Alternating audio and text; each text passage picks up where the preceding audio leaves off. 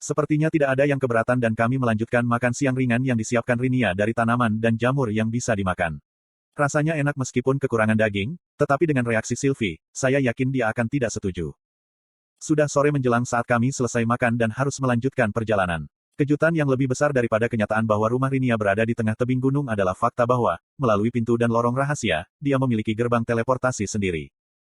Karena gerbang teleportasi dibuat pada zaman kuno, konon dengan bantuan para dewa, atau asura, seperti yang aku tahu sekarang, tidak mungkin membuat lagi. Virion tidak terkejut seperti orang lain, termasuk aku, tetapi mengetahui kekuatan Rinia, aku hanya bisa mengangkat bahu dan menyadari bahwa ini adalah sesuatu dalam kemampuannya. Setelah mengucapkan selamat tinggal, Tess, Sylvie, dan aku pergi melewati gerbang. Seiring dengan perasaan pusing setelah menyeberang, kami disambut kembali ke tepi kota Sirus oleh para penjaga yang tombaknya mengarah ke kami. Setelah menyadari bahwa pelintas yang tidak diketahui adalah remaja yang mengenakan seragam Akademi Sirus, mereka dengan cepat menurunkan senjata mereka. Kami mohon maaf, portal tempat Anda berasal dibaca sebagai gerbang yang tidak diketahui, jadi kami tidak tahu siapa atau apa yang akan muncul dari sisi lain. Jarang, tapi ada kalanya makhluk buas mana secara tidak sengaja tersandung melalui teleportasi gerbang di suatu tempat jauh di dalam bis Glades. Salah satu penjaga, yang tampaknya adalah pemimpin, berkata, meskipun matanya masih mengawasi kami dengan tatapan belajar. Tidak apa-apa, kami datang dari salah satu kota lain di Eleanor dan penjaga itu menyebutkan bahwa dia mengalami masalah dengan gerbang dari waktu ke waktu. Aku mengangkat bahu. Dengan anggukan pengertian, para penjaga membiarkan kami pergi dan karena tidak ada kereta yang menunggu kami bertiga berjalan ke halte terdekat dan menemukan kereta untuk membawa kami. Matahari sudah terbenam dan aku bisa melihat distorsi warna di langit ketika aurora Constellate segera mencapai puncaknya. Jauh lebih mudah untuk melihatnya dari kota terapung daripada melalui pepohonan lebat di Eleanor. Wow, aurora Constellate benar-benar indah setiap kali kamu melihatnya, kata Tess kagum.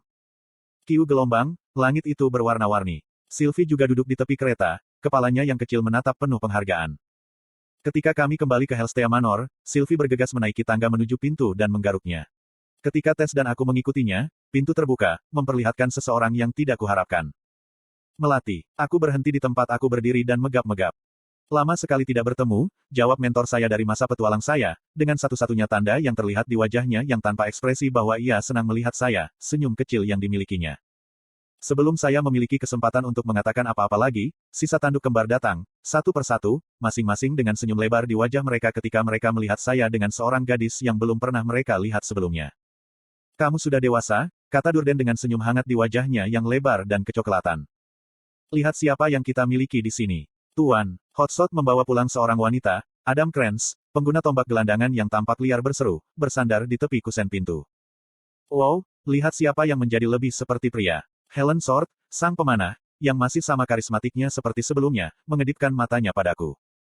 Sementara mereka semua tinggal di puncak tangga, menunggu kami naik, Angela melompat turun sendiri dan menjemputku dalam pelukan beruang.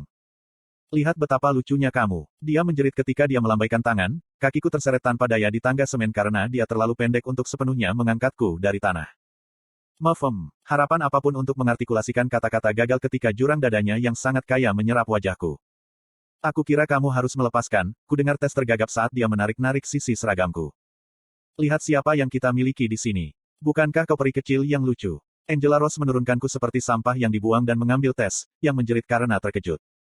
Keluarga saya segera keluar dan menyambut kami dengan tangan terbuka bersama saudara perempuan saya, Eleanor, yang sudah memegang Sylvie. Aku ingin sekali bertemu dengan kembar tanduk saat makan malam karena aku belum pernah melihatnya selama lebih dari setahun, tapi aku tahu Tess agak tidak nyaman dengan semua ini.